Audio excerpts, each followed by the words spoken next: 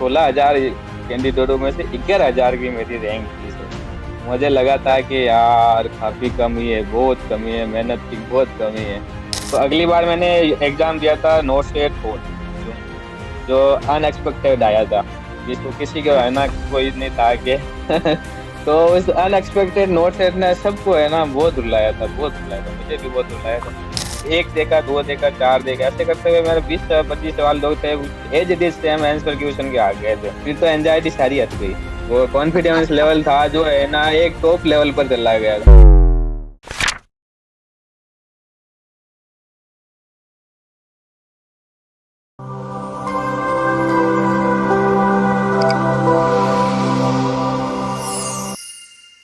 नमस्कार, एक बार फिर से आप सभी साथियों का हार्दिक स्वागत, अभिनंदन टीएनसी के इस ऑनलाइन प्लेटफॉर्म में। Myself Bhojan Balaya, assistant nursing superintendent AIIMS Patna. एक बार फिर से सभी साथियों का हार्दिक स्वागत करता हूं। जैसा कि आप सभी को पता है कि हम लोग इंटरव्यू के सेशंस को लगातार कर रहे हैं और लगातार एक सक्सेस स्टोरी आपके साथ शेयर करते जा रहे हैं।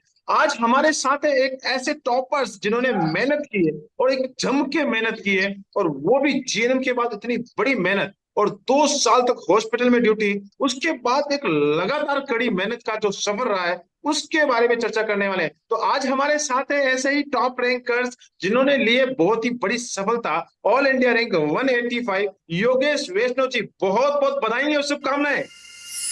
Thank you sir, good evening sir. आपसे मिलकर बहुत अच्छा लग रहा है कि आपको आज मैं फेस टू फेस मिल रहा हूँ सर। मिलना तो नहीं हुआ, बट ये है कि जो वीडियो में बहुत आपसे मिल रहा हूँ। तो एक बार जरूर है कि पटना आके भी आपसे गुरु आशीर्वाद लेना है, आएंगे सर आपसे मिलने के लिए। कैसा लग रहा है? और ये बहुत है ही बड़ा अचीवमेंट हासिल किया है आपने। सर, बहुत बहुत अच्छा लग रहा है कि है ना आज एक नंबर था कि मुझे कुछ करना है और नोट सेट में है ना जीत हासिल करनी है, तो वो करके आज लग रहा है कि मैंने एक मैदान फतेह किया है। बहुत बहुत बढ़िया है, ये रियल में एक बहुत ही बड़ा अचीवमेंट है। ऑल इंडिया रैंक 185 हर किसी के नसीब में नहीं होती, और वो आपने हासिल करके लिए बहुत बड़ा अचीवमेंट हासिल किया है। आज हम आपसे बहुत सारी चीजें जानेंगे, आपके संघर्ष की कहानी जानेंगे, किस प्रकार से मेहनत किया उसके बारे में जानेंगे, किस प्रकार से आपने तैयारी की उसके बारे में भी जानने वाले हैं। तो हम इस इंटरव्यू की शुरुआत करने वाले हैं। हम सबसे पहले जानना चाहेंगे आपका अपना introduction. Sir, myself Yogesh Vaishnav, मैं जोधपुर राजस्थान से हूँ। मैंने जीएनएम की थी, 2019 का पास आउट हूँ। और जीएनएम करने के बाद जोधपुर में ही मेरे यहाँ पर 200 बेडेड हॉस्पिटल, मेडोप्लस हॉस्पिटल के नाम से, उस हॉस्पिटल में मैंने 2 साल 3 साल के आसपास मैंने ड्यूटी की है। और ड्यूटी करते हुए मैंने जैसे 2 साल कंप्लीट हुए थे, मैंने 2 साल के बाद में कोचिंग करना शुरू कर दिया था। और सर से साथ में जुड़ा था, वीडियो कॉम्बो पैक के टीएनसी का कॉम्बो पैक लेकर रखा था मैंने, साल भर से ज्यादा है ना टीएनसी के साथ में जुड़ा। और वहाँ से क्वेश्चन प्रैक्टिस, बहुत बहुत मैंने क्वेश्चन प्रैक्टिस की है, जिसके रेशनल भी मैंने वीडियो रेशनल देखे हैं, तो उनसे काफी हेल्प मिली है सर, बहुत मेहनत, बहुत हेल्प मिली है सर। ओके, मैं ये जानना चाह रहा हूँ कि एक बहुत ही बड़ा संघर्ष रहता है जीएनएम के बाद। 2 साल का एक लंबा पीरियड रहता है, थोड़ा सा इंसान थक भी जाता है। उसके बाद आपने ये मेहनत की थी, टीएनसी के कॉम्बो प्लान के साथ आप आगे बढ़ना शुरू किए थे। तो सबसे पहला एग्जाम आपने दिया होगा, तो कौन सी रैंक आई थी, कुछ याद है? सर याद है मुझे अभी भी, मैंने शायद दी थी जब 16,000 कैंडिडेटों में से 11,000 की मेरी रैंक थी सर। मुझे लगा था कि यार काफी कमी है, बहुत कमी है, मेहनत की बहुत कमी है। तो पहला एग्जाम मैंने कहा चलो कोई नहीं, एक कदम बढ़ाया है, आगे बढ़ाते बढ़ाते धीरे धीरे चलेंगे तो और होता जाएगा अच्छा। फिर धीरे धीरे अच्छा करने लग गया था। और एक ओके। टाइम था कि मैं टॉप 500 के अंदर ही मेरी रैंक रहती थी, इससे नीचे मेरी ओके। रैंक नहीं जाती। ओके, सबसे बेस्ट रैंक कौन सी आई है, कुछ याद है? मैं 31 थी शायद, टॉप 30 की 31 रैंक एकदम के से। तो है ना उसमें 30 वाली टॉप में तो नाम नहीं आ पाया। मेरा ख्वाब था कि मैं सर की टॉप 30 वाले में नाम आए, पर 31 पर रह के मैं चूक गया था। बट कोई ना सर, ये भी है लेकिन कि हमेशा वो लिस्ट देखते थे कि टॉप 30 में नाम आए, लेकिन कभी आया नहीं। हाँ 31 सर, तक पहुंच गए, लेकिन एक प्रॉपर जहां पे पहुंचना था वहां नहीं पहुंच पाए। लेकिन वहां नहीं कोई बात पहुंचे। नहीं, ये सफलता बहुत बड़ी सफलता है, नोट सेट की सफलता, हाँ 185 रैंक। हाँ सर। अब मैं जानना चाह रहा हूँ कि जब आप हमेशा टेस्ट देते थे हाँ सर, तो कैसा लगता था? सर ऐसा लगता था कि कुछ ना कुछ नया सीखने को मिल रहा है। मैं जब शुरू-शुरू में मैंने टेस्ट सीरीज़ जॉइन की तो मुझे ऐसा लग रहा था कि ये सवाल मैंने कहीं पढ़े नहीं है, ये कैसे सवाल है? तो फिर मैं उनको रैशनल पढ़ता था, वीडियो रैशनल सर के अच्छे से।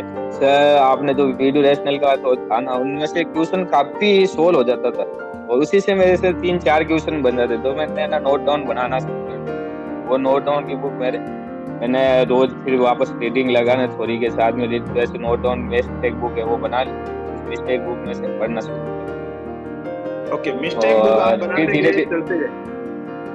फिर धीरे-धीरे है ना अच्छे से फिर है ना टेस्ट सीरीज़ का मतलब ट्यूशन का प्रैक्टिस का इतना हो गया था कि एक आदत सी बन गई कि ट्यूशन तो प्रैक्टिस चाहे बोले रात को 9 बजे सो के तो देना है, चाहे सुबह उठते 6 बजे देना है।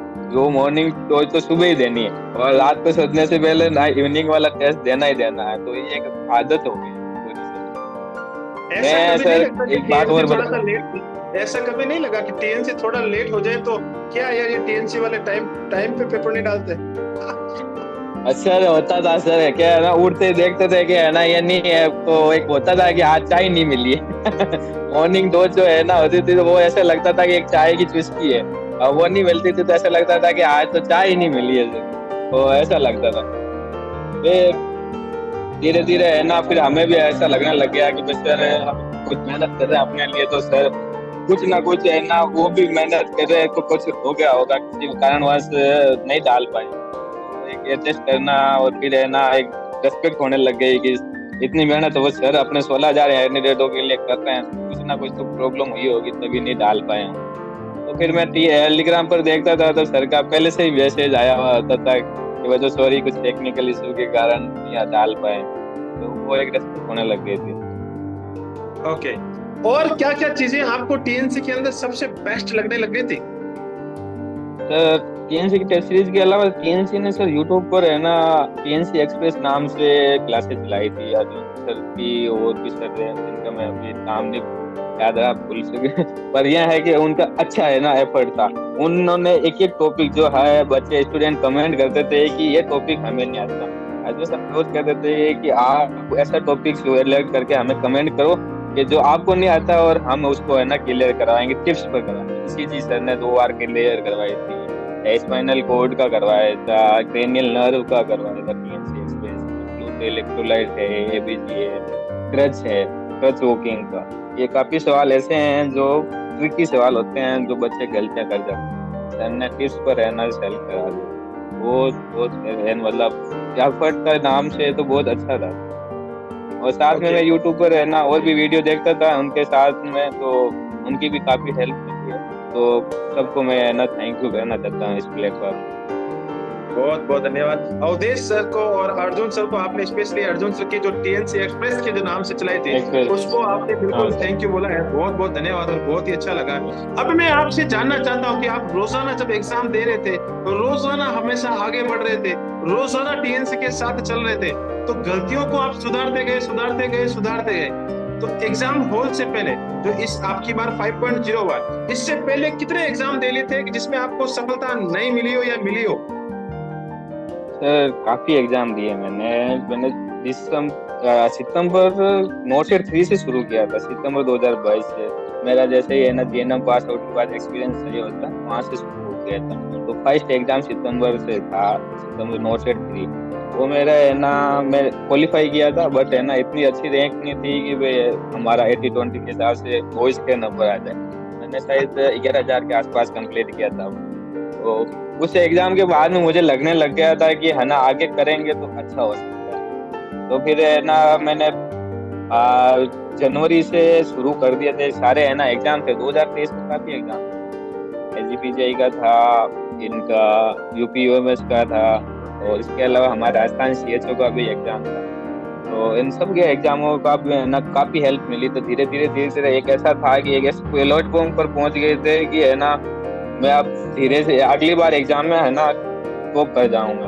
तो मैंने एसजीपीजीआई का है ना एग्जाम दिया था लास्ट मार्च वाला या मई में था एसजीपीजीआई यूपीएमएस करके ऐसा बोलते यूपीएससी तो उसमें मेरे 2500 की कुछ रैंक थी तो उसमें 2000 है ना कैंडिडेट लेने थे और जनरल से आते हैं अदर स्टेट के वाले, तो फिर वो 1000 के अंदर ही आ जाते हैं, तो उसके अंदर होते तो हो जाते। तो फिर वो है ना, एक थोड़ा था कि हाँ हो जाएगा। तो अगली बार मैंने एग्जाम दिया था नोट स्टेट 4 जून में, जो अनएक्सपेक्टेड आया था, जिसको किसी को है ना कोई नहीं था कि तो उस अनएक्सपेक्टेड नोट सेट ने सबको है ना बहुत रुलाया था, बहुत रुलाया था, मुझे भी बहुत रुलाया था। उसमें ऐसा था कि है ना क्वालिफाई नहीं कर पाए हम, अपने क्वालिफाई मार्क्स भी नहीं लेकर आ पाए। 45% क्वालिफाई मार्क्स लाने होते हैं, ऐसा पेपर था कि 44-43 पर रुक गए थे। तो उसमें फिर सर से आपने बात हुई थी कि सर ऐसा ही पेपर आएंगे तो हमारा क्या होगा, फिर 80-20 है। तो आपने एक हल्की सी डांट भी लगाई थी कि नहीं बेटा ऐसे नहीं सोचते हैं, आप मेहनत करो, अच्छा होगा, सब कुछ अच्छा होगा। तो फिर वो बात वो है ना डांट मार के आगे चले, तो यूपी यूएमएस का मैंने 2 जुलाई को एग्जाम दिया। उसमें मैंने 201 रैंक हासिल की थी और मेरा क्लियर हो गया था यूपी। तो उस रैंक के आधार पर मैंने है ना कहा कि अब तो मैं है ना नोट से 5 में है ना निकाल लूंगा मेरी सीट, और इसी रैंक के साथ निकालूंगा अगर मैं ये कंटिन्यूटी रखा हो। क्योंकि वहां पर भी कैंडिडेट वही है 40-45 हजार के आसपास उसमें एग्जाम दिया था, क्योंकि नोट सेट 4 के बाद में वो एग्जाम था, तो काफी बंदों ने नहीं दिया था, क्लोट कर दिया था। तो और फिर भी मुझे ये था कि हाँ हो जाएगा, क्योंकि कैंडिडेट जिन कैंडिडेटों के बीच में मेरा है हो जाएगा। Good good good. तो बहुत ही अच्छी, मतलब आपने एक पूरा एक अपना प्लान बना लिया था कि हाँ यार ये करेंगे तो ये हो जाएगा, ये करेंगे तो ये हो जाएगा। और यूपी यूएमएस वाला आपने निकाल के आपने अपने अंदर एक मोटिवेशन को जागृत कर लिया था कि हाँ। मुझे आज भी याद है कि आपका 4.0 में नहीं हुआ तो आपका फोन आया था कि सर कैसे होगा, क्या होगा, अब तो मेरा होगा ही नहीं। तो मैंने बोला भैया ऐसे तो हो ही नहीं सकता है, और अगली बार मैं आपको रैंकर्स बना के दिखाऊंगा। और वो बात आज साबित हुई है कि रैंकर्स बन के उभरे हैं, और जो बोला है वो 100% सच भी हुआ है। अब मैं आपसे ये जानना चाह रहा हूँ एग्जाम हॉल का एक्सपीरियंस। एग्जाम हॉल में इस बार 5.0 का पेपर दे रहे थे, तो कैसा लग रहा था आपको? सर प्री के एग्जाम के टाइम में तो बहुत एंजाइटी थी कि है ना सर होगा या नहीं होगा। बट ये था कि एक मन में था कि यूपी यूएमएस में हुआ तो चलो कोई नहीं, एक जगह तो हुए हैं, तो मन में थोड़ा एंजाइटी को कम करने के लिए वो फिर काउंटर एंजाइटी का था। तो प्री का अच्छा एग्जाम हुआ था, मैंने शायद 93 सवाल करके आया था, तो उसमें 96 परसेंटाइल बने थे मेरे। तो उसके बाद में आपको मैंने कहा मैसेज डाला था सर है ना रिजल्ट आने के बाद, कहा सर आप ही के पास अच्छा हो गया है और सारे है ना का भी हेल्प मिला है, तो उसके आधार पर बहुत अच्छा। उसके बाद फिर मेन का एग्जाम था, तो मेन के एग्जाम में थोड़ी और वापस एंजाइटी आई थी। तो फिर एग्जाम पेपर में जैसे ही है ना एग्जाम का पहला क्वेश्चन खोला था, तो मैंने तो पढ़ रखा था वो क्वेश्चन टीएनसी की टेस्ट सीरीज और यूट्यूब पर। तो मुझे ऐसा लगा कि मैं तो यार टीएनसी का टेस्ट सीरीज दे रहा हूँ, तो 1 देखा, 2 देखा, 4 देखा, ऐसे करते हुए मेरे 20-25 सवाल जो थे as it is same answer question के आ गए थे, जैसे कुछ करने की जरूरत नहीं थी। तो फिर तो एंजाइटी सारी हट गई, वो कॉन्फिडेंस लेवल था जो है ना एक टॉप लेवल पर चला गया था। तो बिल्कुल फिर बिल्कुल, वो एक तो सुप्रीम लेवल पे पहुंच जाता है कि यार ये तो सब मुझे आता है, तो फिर डरने की जरूरत नहीं होती है। डरने की जरूरत नहीं। पर सर मैंने है ना फर्स्ट राउंड में मैंने 69-70 के आसपास सवाल कर लिए थे मैंने। तो मैंने कहा यार 70 मैंने फर्स्ट राउंड में कर लिए हैं, 18 सवाल मैंने ना रीड ऑफ मार्क में डाले हैं। तो अगर मैं 2-4 सवाल एक्स्ट्रा करता हूँ तो वो 2-4 सवाल की वजह से एक सवाल ज्यादा गलत होने की वजह से आज मेरा जोधपुर में हो जाता। बट कोई ना, जो भी है। ये तो हमेशा जिंदगी में चलता रहता है कि यार आज आपको एम्स भोपाल मिला है, आप ये सोचते कि थोड़ा सा और होता तो मैं जोधपुर पहुंच जाता। तो ये चीजें चलती रहती है जिंदगी की, ये सब। लेकिन जिसका आज सिलेक्शन नहीं हुआ वो ये चाहता है कि कम से कम भी मिल जाता। वहाँ वो है, उन बच्चों की तरफ देखा जाए तो वो उनको देख के फिर मैं बस सोच रहा हूँ कि मुझे भोपाल मिला, वो भी बड़ी बात है, भगवान की दया से तो मिला है, वो अच्छा मिला है, सब कुछ अच्छा है। एक अच्छी रैंक पर है ना, एक अच्छा अंक मिल गया, आप और क्या चाहिए। कभी माइंड में ये आया था कि इतनी बड़ी रैंक हासिल कर जाएंगे, कि चलो आपने सोचा था कि हाँ यार अच्छी रैंक आ जाएगी, अच्छी रैंक आ जाएगी, लेकिन इतनी अच्छी रैंक आ जाएगी कभी सोचा था? नहीं सर, बिल्कुल भी नहीं था दिमाग में। ये मेरे तो है ना ये था कि टॉप 500 के अंदर से लेकर 1000 के बीच में मेरी रैंक आ जाएगी और मुझे है ना कोई ऐसा होगा कि एम्स मिल जाएगा। ये यूपी यूएमएस के एग्जाम में क्लियर होने के बाद था। उससे पहले मुझे ये था कि मुझे है ना एम्स मिलना है, तो मुझे टॉप में लाना पड़ेगा। तो ये था कि 500 से 1000 के बीच में रहता। कभी ये नहीं था कि है ना इतनी बड़ी रैंक आ जाएगी, ये तो अनएक्सपेक्टेड रैंक है। ये अनएक्सपेक्टेड नहीं कह सकते, मैं तो ये बोलूंगा कि ये टीएनसी का भरोसा है। टीएनसी का पूरा हाँ भरोसा सर, था कि आप अच्छी रैंक ये लेके तो आएंगे। हाँ सर। सर, आपका मैसेज आया था प्री और मेन से पहले कि है ना आप नेक्स्ट हमारे इंटरव्यूअर हो गए, और आप बहुत अच्छा कर रहे हो, और अपने है ना मनोभाव को अच्छा से करके तो ये गुरुजनों के आसपास बहुत अच्छा करोगे, और अपने आप को भरोसा रखना। तो फिर मैंने सोच लिया था कि सर ने कुछ ना कुछ है ना देखने के बाद ही बोलते हैं, ऐसे तो भी नहीं बोलते हैं। क्योंकि उससे पहले के एग्जामों में भी ऐसा था, तो विशेष आई थी, पर इतनी अच्छी विशेष नहीं थी कि भाई है ना आपको मोटिवेशन बहुत ज्यादा था। तो वो कह सकते हैं कि एक बहुत ज्यादा मोटिवेट कर गया। तो वो है टीएनसी का और गुरुजनों का आशीर्वाद है कि वहाँ 185 रैंक पर पहुंच गया हूँ। चलो बहुत बहुत बढ़िया, बहुत ही शानदार चीजें बताई और बहुत ही जबरदस्त चीजें आपने शेयर की है हमारे साथ, और एक बहुत ही जबरदस्त इंटरव्यू रहा है। लास्ट में मेरा आपसे एक बहुत ही जबरदस्त क्वेश्चन, बच्चे यही चाह रहे हैं कि चलो अब की बार आपको एम्स जोधपुर मिले और हमें कम से कम कोई एम्स मिल जाए। तो वो ये चाह रहे हैं कि यार आपका जो संघर्ष रहा है, इतनी मेहनत की है टीएनसी के साथ, आपने लगातार 1 साल मेहनत की है, लगातार कॉम्बो प्लान लेके चले, तो वो ये चाह रहे हैं कि आप हमें बताएं, कोई एक अच्छा सा एक गाइडेंस दे दें कि हम एटलीस्ट इस बार आप जैसी एक रैंक लेके आ जाए। सर, लगातार मेहनत करना, और बुक है जो ऑथेंटिक बुक पढ़ना होता है, जैसे इंग्लिश हो गई, मौसमी हो गई, ये सॉन्डर्स हो गई, इन बुकों में से आप पढ़ोगे तो अपने क्वेश्चन और साथ में सबसे बड़ी बात है क्वेश्चन प्रैक्टिस सबसे मेन होती है। थोड़ी आप चाहे कितने भी पढ़ लो, उससे होना नहीं है जब तक आप क्वेश्चन प्रैक्टिस नहीं करो। इसलिए आप क्वेश्चन प्रैक्टिस के लिए टीएनसी की बेस्ट कॉम्बो प्लान है, वो ज्वाइन कर सकते हो। अगर आप अच्छे अगर एफर्ट ना कर सकते हो तो आप एन प्लस मोस्टली के क्वेश्चन है वो जो है ना ज्वाइन कर सकते हो। तो आप जितने क्वेश्चन प्रैक्टिस करोगे उतना आपकी है ना क्वेश्चन पढ़ने की रीडिंग में अच्छा होगा, और अपना क्वेश्चन का एक्यूरेसी आपकी अच्छी होगी। जितनी एक्यूरेसी अच्छी होगी उस एक्यूरेसी से आप अपना एम्स फेवरेट एम्स है या फिर एम्स क्रैक कर लोगे। आप अपनी एक्यूरेसी को बना के रखोगे। मेरी एक्यूरेसी 70-75 थी। 70-75 की वजह से आज मुझे भी अच्छी रैंक। तो मैं सोचता हूँ कि आप भी 75 प्लस एक्यूरेसी रखोगे तो आपका भी एम्स मिल जाएगा जितनी प्रैक्टिस करोगे।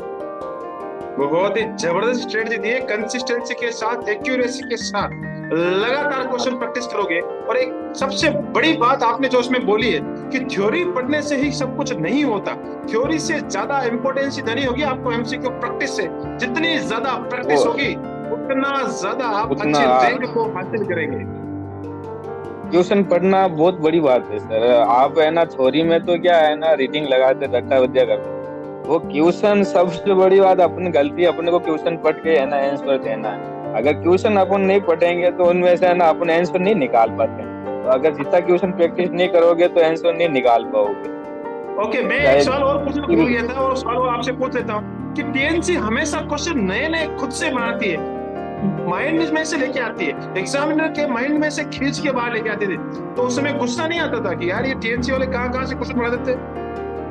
सर वो ऐसा आता था कि सर है ना इतना लंबे लंबे क्वेश्चन तो है ना हमने एग्जाम में भी नहीं देखे हैं। सर कहाँ से क्वेश्चन इतने बना लेते हैं, इतना घुमा देते हैं, इतना घुमा देते हैं, फिर हम है ना आंसर लेके आते हैं तो फिर वो आंसर भी नहीं होता था, कैसे आंसर भी होता। तो फिर है ना कभी कभार ऐसा होता था कि सर तो बहुत है ना अलग से क्वेश्चन बनाते हैं, पर फिर भी एक था कि है ना सर बना रहे हैं तो कुछ ना कुछ उसका रेल है। तो वो क्वेश्चन पढ़ते थे तो क्वेश्चन में ही 4 आंसर मिल जाते थे। तो ये है कि सर ये चाहते थे कि आप ट्यूशन पढ़ो, ट्यूशन में भी आंसर है आपका, उस आंसर के साथ में आप है ना फाइनल स्टेप पर जा पाओगे। तो ये था कि अच्छा उन ट्यूशनों को भी है ना आंसर के रूप में यूज ले सकते हो आप। बहुत ही जबरदस्त, और उसी का फायदा इस बार मिला है।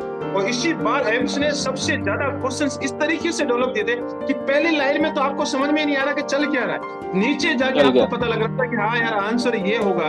और बच्चों ने बहुत सारी यहाँ पे गलतियां की थी। जिस बच्चे ने टीएनसी के साथ प्रैक्टिस कर रखी थी वो ही इस बार विजय हो रखा है और सबसे ज्यादा रैंकर्स इस बार टीएनसी ने दिए हैं। और आप लोगों ने जो मेहनत की है, टीएनसी ने जो मेहनत की है, उसका परिणाम आप सभी लोगों को देखने को मिला है। तो बहुत ही अच्छी बात आपने सजेस्ट की है, कंसिस्टेंसी के साथ चलना चाहिए, एमसीक्यू प्रैक्टिस करनी चाहिए और टीएनसी के कॉम्बो प्लान के साथ आगे बढ़ना चाहिए। ये आपने सजेशन दिया है, बहुत बहुत धन्यवाद। इस इंटरव्यू सेशंस को आपने अटेंड किया, आपने अपने एक्सपीरियंस हमारे साथ साझा किए। इस इंटरव्यू से बहुत सारे बच्चों को बेनिफिट मिलेगा। आने वाले समय में बच्चे टीएनसी के साथ हमेशा आगे बढ़ेंगे और आप भी की तरह रैंकर्स बनेंगे। तो बहुत बहुत धन्यवाद इस सेशंस को अटेंड करने के लिए। हमेशा ऐसे ही अपना नाम, अपने माता पिता का नाम, अपने दोस्तों का नाम, सारे के सारे गुरुजन जिससे आपने अभी तक आपने पढ़ाई की है, उन सारे के सारे गुरुजनों का नाम, जिस कॉलेज से आपने पढ़ा है उन सारे कॉलेज के गुरुजनों का नाम, और जिस हॉस्पिटल में आपने काम किया है उस हॉस्पिटल का नाम, साथ ही साथ अगर बात करूं तो टीएनसी का नाम हमेशा रोशन करते रहे। जय हिंद, जय भारत, वंदे मातरम। Thank you so much.